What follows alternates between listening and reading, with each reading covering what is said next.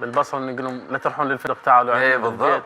فهذا الشيء جميل. انا لو اوريك في رسائل جتني والله، يعني ناس وانت تقرا تحس عينك راح تدمع من الكلام اللي كتبونه، من الامور اللي يعني من الشغلات. واحد كاتب لو تبي اكتب لك البيت باسمك. صح. انت تخيل هذا كرم العراق لاي درجه يعني. في فشكرا لاهل العراق، شكرا لاهل البصره، شكرا لهذه الحفاوه الكبيره جدا. انت اكيد تمنيت تكون موجود وتلعب. اكيد. ها اكيد. وهذا يجرني لسؤال مهند، انت الاصابه الثانيه اللاعب يوصل لمرحله نفسيه صعبه. صحيح. طمني على الجانب النفسي، الجانب الذهني بالنسبه لك، هذا مهم بالنسبه لي. لا الحمد لله وشكر، قلت لك انه انا قدرت استطيع انه خلاص انه انسى كل اللي صار معي. فتره هي اكيد انه تكون فتره صعبه على اللاعب، تعرف اصابه بعد اصابه، رجعت يعني مباريتين وجتني الاصابه الثانيه. اكيد اللاعب راح يكون نفسيا وضعه انه خلاص ما يقدر يقاوم، ما يقدر، بس الحمد لله والشكر انه انا قدرت اركز وقدرت انه كل يوم اروح سبيتار اتمرن، وخلاص انت هسه راح اشوف الفتره قصيره ان شاء الله وراجع. ان شاء الله. نروح معاك الى البصره، روح الى الزميل العزيز عبد الرحمن الاشقر اللي موجود طبعا على كورنيش البصره، على على نهر شط العرب. وانا ومهند نقول لك يعطيك الف عافيه يا عبد الرحمن، تفضل. الله يعطيك العافية يا خالد، بأمانة يعني استمتعنا بجيتك بصراحة في العراق. يعني أكيد أولا أمسي عليك يا أبو وليد وأمسي على البطل أكيد ميمي.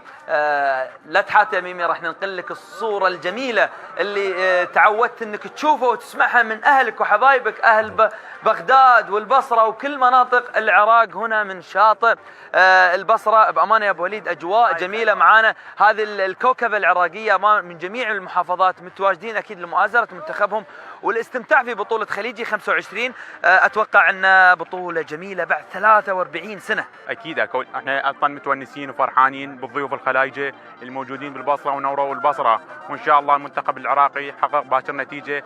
صحيح يعني المنتخب السعودي بالمنتخب الرديف، لكن تبقى المباراة كلاسيكو الخليج.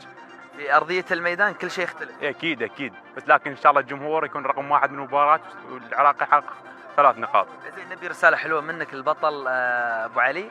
ميمي قاعد يسمعه قاعد يشوف، وبأمانة يعني كان وده انه يكون موجود، بس احنا راح نوصل لها الصوت والصورة الحلوة من اهلنا. أكيد ميمي يبقى أحد المواهب العراقية، وإن شاء الله يرجع أقوى وأقوى، وإحنا إن شاء الله كنا نساندنا وندعمه.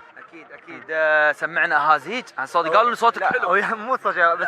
هوانا يا هوانا وابن الدوحة جانا، هوانا يا هوانا وابن الدوحة جانا. اسمع ميمي ميمي ميمي يبقى بالقلب، ميمي ميمي اسمع ميمي غير ما نحب، ميمي ميمي ميمي غير ما نحب، ميمي ميمي ميمي غير ما نحب.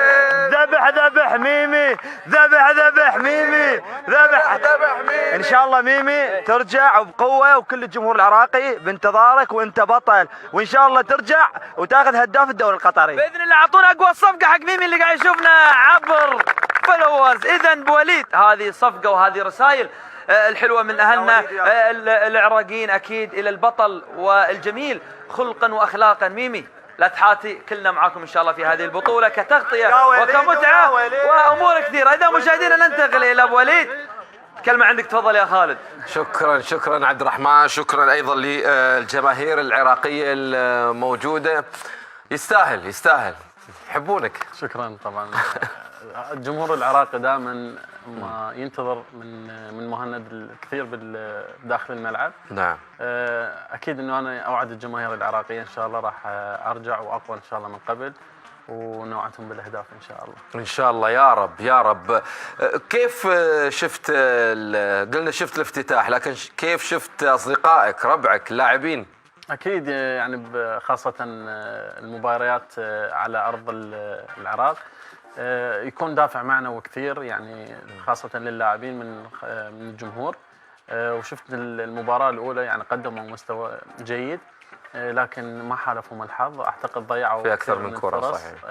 ممكن لو دخل كرة أو كرتين ممكن المنتخب العراقي يفوز، لكن عليهم أنه ينسون هذه المباراة. إن شاء الله بالمباراة القادمة إن شاء الله يقدمون كل ما عندهم وإن شاء الله يفوزون.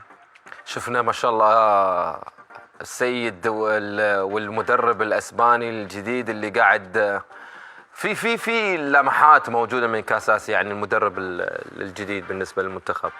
يعني شوف لمسات خاصة هذه المباراة، يعني اللاعبين انه الكرات الطويلة شوفها قليلة يلعبون.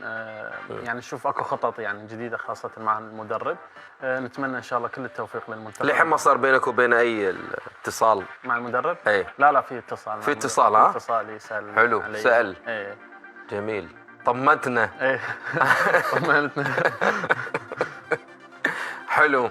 يعني في اسماء كثيره غايبه، والمنتخب ممكن ايضا مع الاسماء يزيد قوه.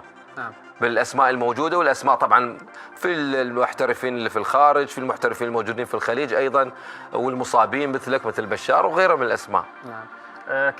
خاصة انه هذا الجيل شوف جيل شبابي، اكثر اللاعبين هم شباب في الدوري العراقي، سواء كانوا في الدوري العراقي او اللاعبين المحترفين.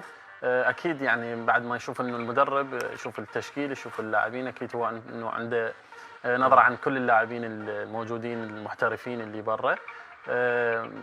تبقى انه هي يعني عند المدرب انه هو اللي يختار التشكيل، يختار ال 23 لاعب او 36 لاعب، واتمنى لهم التوفيق ان شاء الله بكل المباريات والبطولات ان شاء الله. جميل.